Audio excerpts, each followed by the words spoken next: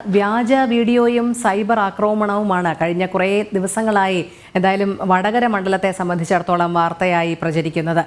Video morph ചെയ്തതല്ല, ഫോട്ടോയാണ് morph ചെയ്ത് പ്രചരിപ്പിച്ചത് എന്നുള്ളൊരു പുതിയ മലക്കം മറിച്ചിലേക്കാണ് LDF സ്ഥാനാർത്ഥി കെ ശൈലജ നീങ്ങിയിരിക്കുന്നത്. എന്തായാലും വിവരങ്ങളുമായി ദിസ്ന സുരേഷ് ചേരുന്നുണ്ട്.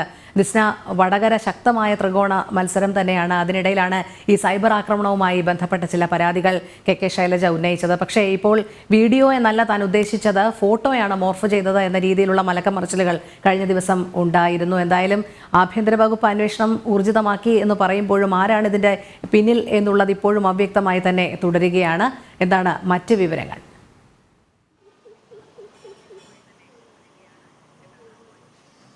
രോഹിണി സൂചിപ്പിച്ചതുപോലെ തന്നെ തെരഞ്ഞെടുപ്പ് പ്രചാരണം അതിന്റെ പാരമ്യത്തിലേക്ക് എത്തി നിൽക്കുന്ന ഒരു സമയത്താണ് ഇത്തരത്തിൽ വടകരയിൽ വലിയൊരു തിരഞ്ഞെടുപ്പ് പ്രചാരണം ശക്തമായിക്കൊണ്ടിരിക്കുകയാണ്.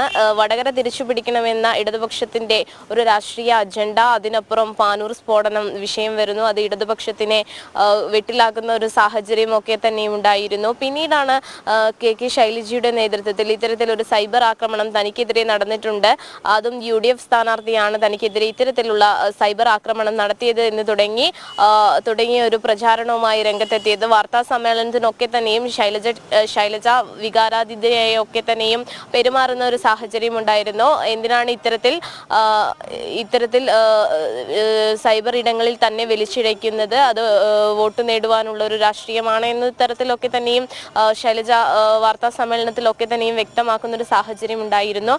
എന്നാൽ ഇന്നലെ ശൈലജ വിളിച്ച വാർത്താ സമ്മേളനത്തിലാണ് അവർ വ്യക്തമാക്കിയിരിക്കുന്നത്, താൻ പറഞ്ഞത് വീഡിയോ അല്ല പ്രചരിപ്പിച്ചത്, മറിച്ച് തന്റെ ഫോട്ടോകളാണ് മോർഫ് ചെയ്ത് പ്രചരിപ്പിച്ചത് എന്ന തരത്തിൽ ഉരുണ്ട് കളിക്കുന്ന ഒരു സമീപനമാണ് ശൈലജയുടെ ഭാഗത്ത് നിന്നുണ്ടായിരുന്നത്. ഇതിനെതിരെ ഷാഫി പറമ്പിലും മറ്റൊരു മറുപടിയുമായി രംഗത്തെത്തിയിരുന്നു. ഈ സംഭവവുമായി ബന്ധപ്പെട്ട് തന്റെ കുടുംബത്തെ, തന്റെ അമ്മയെ വരെ വിളിച്ചിരിക്കുന്ന ഒരു സാഹചര്യമാണ് ഉണ്ടായത് എന്നൊക്കെ തരത്തിലുള്ള ഒരു മറുപടിയുമായാണ് ഷാഫി പറമ്പിലും രംഗത്തെത്തിയത്. പക്ഷേ ഇത് രാഷ്ട്രീയപരമായ ഒത്തുകളിയാണെന്നാണ് NDA സ്ഥാനാർത്ഥികളടക്കം വ്യക്തമാക്കി രംഗത്തെത്തിയിരിക്കുന്നത്. രോഹിണി, ഇതിൽ പ്രധാനമായും എടുത്തു പറയേണ്ടത് ഇതിന് പിന്നിൽ ആരാണെന്ന്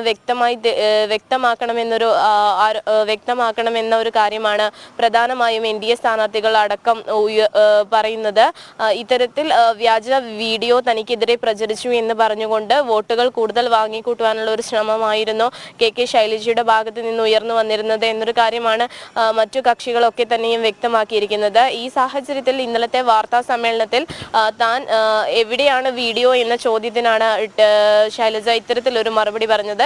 വീഡിയോ ഉണ്ട് എന്നല്ല താൻ പറഞ്ഞത്, മറിച്ച് തന്റെ ചിത്രങ്ങളാണ് മോർഫ് ചെയ്ത് പ്രചരിപ്പിച്ചത് എന്ന ഒരു കാര്യമാണ് താൻ വ്യക്തമാക്കിയിരിക്കുന്നത് എന്നൊരു കാര്യമാണ് ശൈലജ വ്യക്തമാക്കിയിരിക്കുന്നത്. ഇത്തരത്തിൽ സൈബർ ആക്രമണങ്ങളിൽ അല്ലെങ്കിൽ സൈബർ ഇടവുമായി ബന്ധപ്പെട്ട് പരസ്പരം പോരടിക്കുന്ന ഒരു സാഹചര്യത്തിലേക്കാണ് വടകര എത്തി നിൽക്കുന്നത്. ഇത് വോട്ടായി മാറുമെന്ന പ്രതീക്ഷയിൽ തന്നെയാണ് ഇരു മുന്നണികളും. രോഹിണി, ദിസ്ന സൂചിപ്പിച്ചതുപോലെ തന്നെ ഈ വാദപ്രതിവാദങ്ങളിലാണ് വടകരയിൽ കൂടുതലും ശ്രദ്ധ കേന്ദ്രീകരിക്കുന്നത്, ഇടതും വലതും. പക്ഷേ നമുക്കറിയാം NDA സ്ഥാനാർത്ഥി വികസന അജണ്ട തന്നെയാണ് മുൻനിർത്തുന്നത്. കേന്ദ്ര സർക്കാരിൻ്റെ വികസന നേട്ടങ്ങൾ എണ്ണി പറഞ്ഞുകൊണ്ടാണ് NDA സ്ഥാനാർത്ഥി പ്രഫുൽ കൃഷ്ണൻ അവിടെ തെരഞ്ഞെടുപ്പ് പ്രചാരണ രംഗത്ത് സജീവമായി നിൽക്കുന്നത്.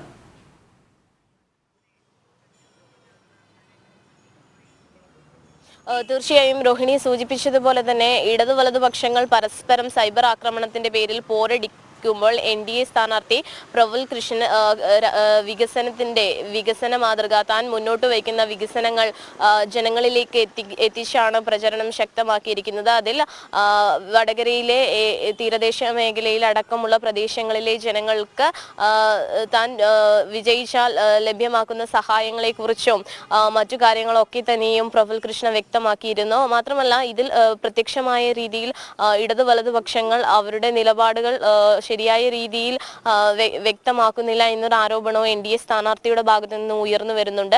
രാഷ്ട്രീയപരമായി ഇവർ ഒത്തുകളിക്കുകയാണെന്നൊരു ആരോപണമാണ് ഉയർന്നു വരുന്നത്. ഇത്തരത്തിൽ സൈബർ ഇടങ്ങളിൽ ആക്രമണം ഉണ്ടെങ്കിൽ അത് തെളിയിക്കേണ്ടത് ആവശ്യകതയാണ് എന്നൊരു കാര്യമാണ് NDA സ്ഥാനാർത്ഥി വ്യക്തമാക്കിയിരിക്കുന്നത്. എന്തായാലും പരസ്പരം സൈബർ ഇടങ്ങളിലെ ആക്രമണ പോരുകൾ പറഞ്ഞുകൊണ്ട് തെരഞ്ഞെടുപ്പ് പ്രചാരണത്തിന് ചൂടേറുന്ന സമയത്ത് വോട്ടുകൾ കൂടുതൽ വാങ്ങിക്കൂട്ടുവാനുള്ള ശ്രമം തന്നെയാണ് ഇരു മുന്നണികളുടെ ഭാഗത്തു നിന്നും ഉണ്ടായിരിക്കുന്നത് എന്ന് തന്നെ നമുക്ക് പറയാൻ കഴിയും. രോഹിണി, ശരി ദിസ്ന.